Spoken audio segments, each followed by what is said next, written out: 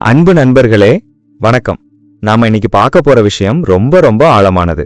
என்னோட ஃபேவரட் பிலாசபரான புத்தர் சொன்ன சில முக்கியமான பொன்மொழிகளை பத்தி தான் பார்க்க போறோம். இது கண்டிப்பா உங்க வாழ்க்கையில ஒரு பெரிய தாக்கத்தை ஏற்படுத்தும். பாருங்க, நமக்கு வாழ்க்கையில நல்லது நடந்தாலும் சரி, கெட்டது நடந்தாலும் சரி, அதுக்கு நாம யாரையோ குறை சொல்லிக்கிட்டே இருக்கிறோம் இல்லையா? ஆனா புத்தர் என்ன சொல்றாருன்னா, நமக்கு நடக்கும் அனைத்துக்கும் காரணம் நாம் நினைத்த, சொன்ன அல்லது செய்தவற்றின் விளைவாகும். நம் வாழ்க்கைக்கு நாம் மட்டுமே பொறுப்பு அப்படின்னு சொல்றாரு.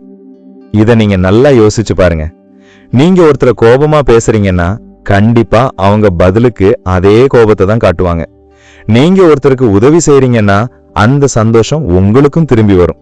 அதாவது நம்மளோட ஒவ்வொரு எண்ணம், ஒவ்வொரு வார்த்தை, ஒவ்வொரு செயல், இது மூணும் சேர்ந்துதான் நம்ம வாழ்க்கையை டிசைன் பண்ணுது. வெளியில இருந்து யாரும் நம்ம விதியை எழுதுறதில்ல. நம்ம லைஃபுக்கு நாம மட்டும்தான் டைரக்டர். இத புரிஞ்சுக்கிட்டாலே பாதி பிரச்சனை சால்வ் ஆயிடும்.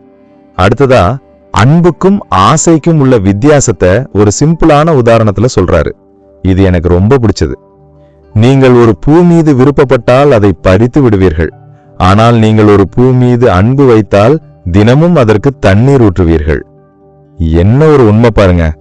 ஒரு பூவை விருப்பப்படுறது, அதாவது ஆசைப்படுறதுன்னா அதை உடனே உடைச்சு நம்ம கைக்குள்ள வச்சுக்க பாக்குறது. அது நமக்கு மட்டுமே சொந்தமாகணும்னு நினைக்கிற சுயநலம். ஆனா அன்புனா என்ன? அந்த பூ வாடி போகாம இன்னும் அழகா மலரணும்னு தினமும் அதுக்கு தண்ணி ஊத்தி பராமரிக்கிறது. நீங்க யார்கிட்ட உண்மையா அன்பு வச்சிருக்கீங்கன்னு தெரிஞ்சுக்கணுமா?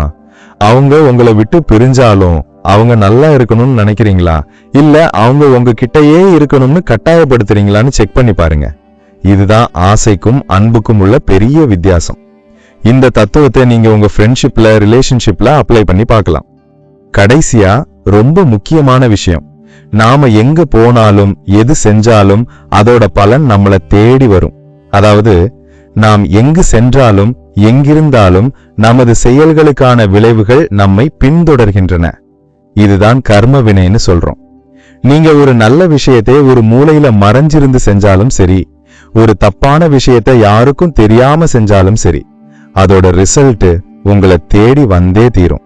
இந்த பிரபஞ்சத்துல நீங்க வீசுற ஒவ்வொரு விஷயமும் ஒரு ரப்பர் பேண்ட் மாதிரி திருப்பி உங்ககிட்டயே சேரும்.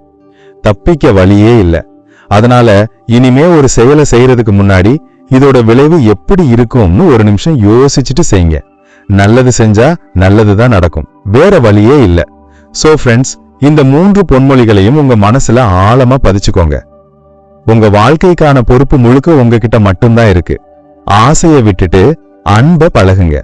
நல்லது மட்டுமே செய்யுங்க. ஏன்னா அது உங்களை தேடி வரும்.